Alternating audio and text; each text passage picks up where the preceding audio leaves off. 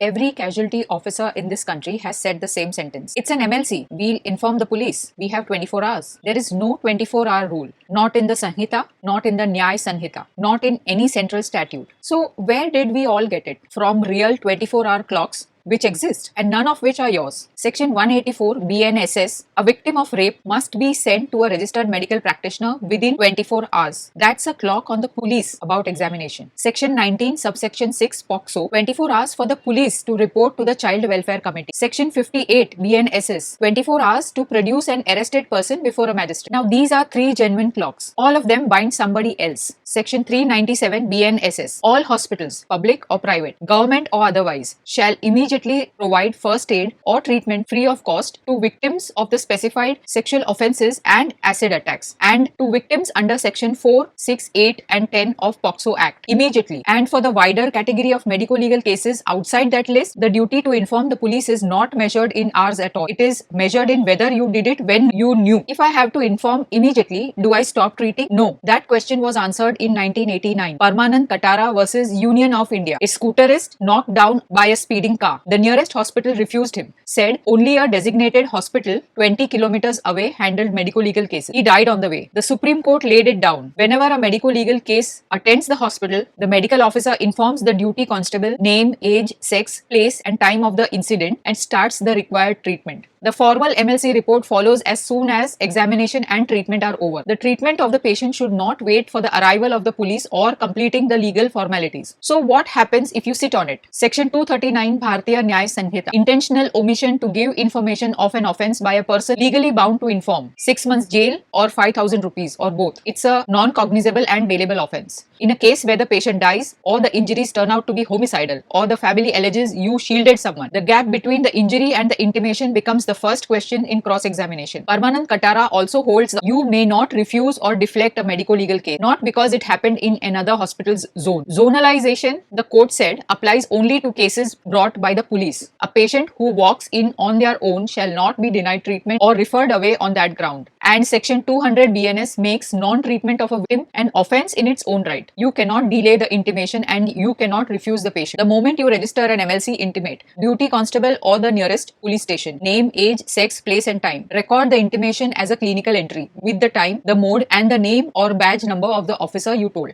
Treatment starts in parallel, never after. Take the sentence. We have 24 hours out of your department's vocabulary because the doctors who get into trouble here are almost never the ones who did the wrong thing clinically. They are the ones who did the right thing late. Thanks for watching.